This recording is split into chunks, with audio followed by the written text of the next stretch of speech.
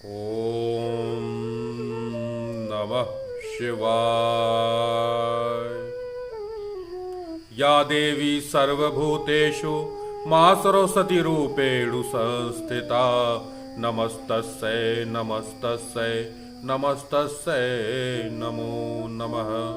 नमस्कार मित्रों, हाजिर हूँ मैं पंडित ब्रजेश वशिष्ठ एक बार पुनः आपके बीच में कुछ नया लेके। मित्रों, जैसा कि आपने टैग से जान लिया होगा कि आज का जो विषय है वो बच्चों को लेकर के है। उनके लिए भी है जो पढ़ाई कर रहे हैं, जो एग्ज़ाम की तैयारी कर रहे हैं, जो कंपटीशन की तैयारी कर रहे हैं, ये उनके लिए भी बहुत महत्वपूर्ण है। एक तरह से देखा जाए ओवरऑल सब्जेक्ट आज मैं लेके आया हूँ, ये सबके लिए बहुत महत्वपूर्ण है। मित्रों, अक्सर शिकायत होती है, गुरुजी देख लीजिए मेरे बच्चे का मन पढ़ाई में नहीं लग रहा है, ये पढ़ाई से भागता है, ये एकाग्रचित होकर पढ़ नहीं पा रहा है। इसके साथ साथ कुछ बच्चों में भी ये देखने को मिलता है, वो पढ़ना तो चाहते हैं लेकिन उनका मन स्थिर नहीं होता और बार बार वो पूछते हैं गुरुजी मन स्थिर नहीं हो रहा है, पढ़ने का तो बहुत मन करता है लेकिन पढ़ने बैठता हूँ तो मन इधर उधर भागता है और मैं पढ़ नहीं पाता। एग्जाम शुरू होने वाले हैं, कई बच्चों ने रिक्वेस्ट किया था गुरुजी कुछ ऐसा बताइए जिससे करने से मन जो है वो पढ़ने में लगे। अच्छा लगा क्योंकि वो पढ़ना तो चाहते हैं किंतु उनका मन पढ़ाई में नहीं लगता, उनकी याददाश्त जो है वो कमजोर होती है। इस वजह से, इस वीकनेस की वजह से वो पढ़ाई से दूर होते हैं। इन सब का साइंटिफिक तरीके से कैसे निदान किया जाए हमारे ज्योतिष के द्वारा, ये सब कुछ आज मैं लेके आया हूं। और सिर्फ इतना ही कहूंगा कि इसे करिए। जब आप इसे करेंगे और जब आप इसका फल देखेंगे तो आप जानेंगे कि हमारा ये ज्योतिष शास्त्र कितना बड़ा साइंस है और कितना गूढ़ रहस्य एक एक छोटे से छोटे उपाय में समा के रखा होता है। मित्रों, ऐसे उपाय ये नहीं है कि कहीं से ले आए और कहीं पे डाल दिए, ये पूर्णतः साइंटिफिकली प्रूफ है। करिएगा, इसीलिए मैं बोलता हूं, अपने हर उपाय में बोलता हूं कि इसे करिएगा और करके मुझे जरूर बताइएगा।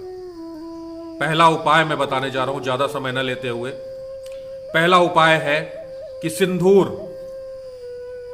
बुधवार का दिन माता दुर्गा और भगवान गणेश का होता है। मां भवानी अगर रहेंगी तो शक्ति आएगी जिससे आप पढ़ सकते हैं और भगवान गणेश आपको एक स्थिर बुद्धि देते हैं, एक विवेक देते हैं, ज्ञान देते हैं। इस दिन आपको सिंदूर लगाना चाहिए मस्तक पर, सूखा सिंदूर। अगर अभिभावक है तो अपने बच्चे के मस्तक पे बुधवार के दिन सूखा सिंदूर हल्का सा लगा दिया करिए, तेल ना लगाइएगा, उसमें सूखा, केवल सूखा सिंदूर मस्तक पे लगा देना है।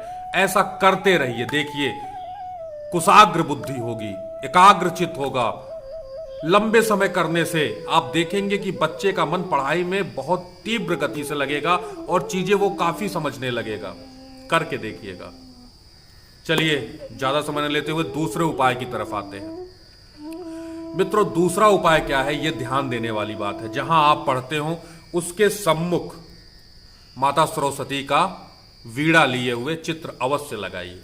और एक चीज ध्यान देने वाली बात है मित्रों, जहां पे आप पढ़ाई करने बैठते हैं बच्चों, उसके उत्तरी दीवार पे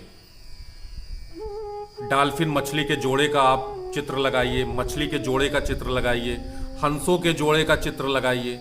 ये लगाने से आप लगा के देखिएगा, इससे आपका मन पढ़ाई में लगेगा भी और एकाग्र भी होगा और शांत, जो आप पढ़ेंगे वो आपके दिमाग में अक्षरशः भर जाएगा।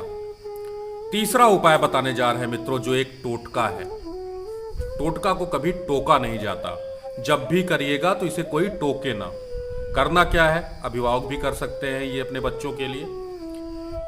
शुक्ल पक्ष के प्रथम रविवार को किसी इमली के वृक्ष के नीचे से 32 इमली के पत्तों को बिन के लेके आए। 22 भी हो सकता है, अगर बड़े बच्चे हैं तो 32।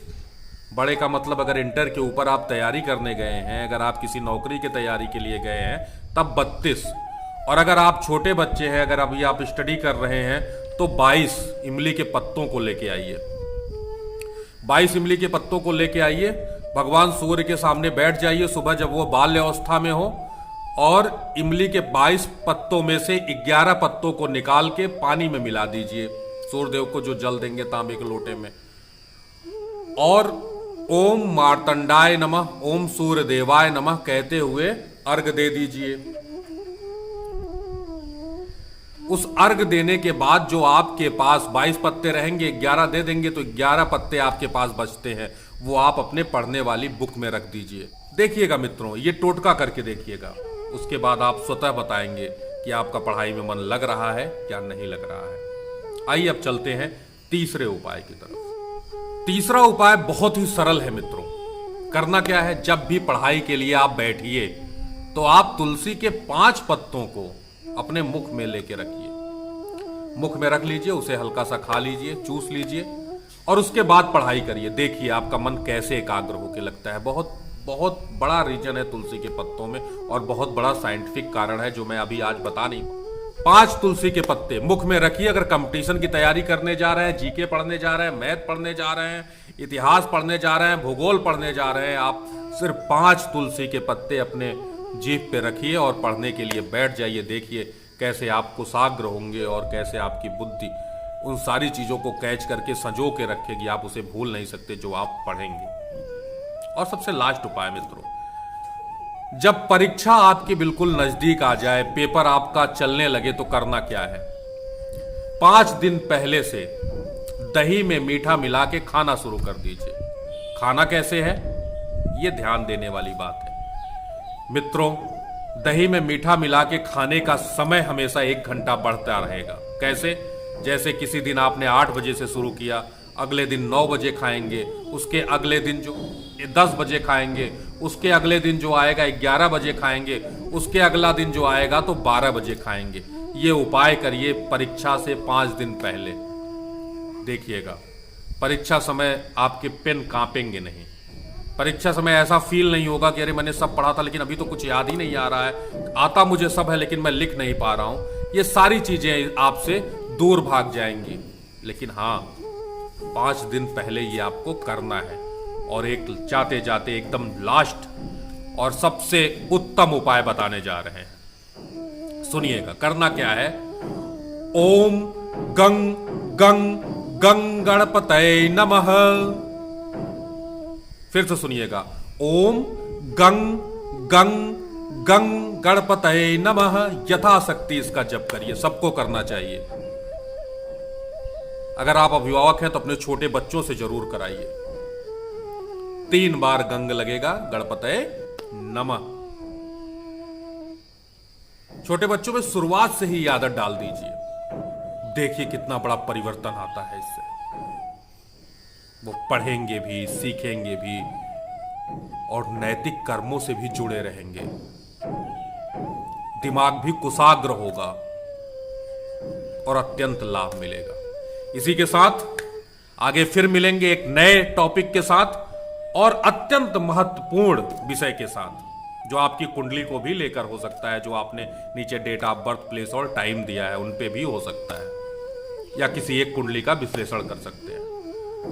अगर आपको मेरा प्रोग्राम अच्छा लगता है तो लाइक तो बनता है, लाइक करिए। नए व्यूअर्स हैं तो सब्सक्राइब करिए और शेयर करिए। चलिए, धन्यवाद। ओम नमः शिवाय। भगवान शंकर आप सबका कल्याण करें।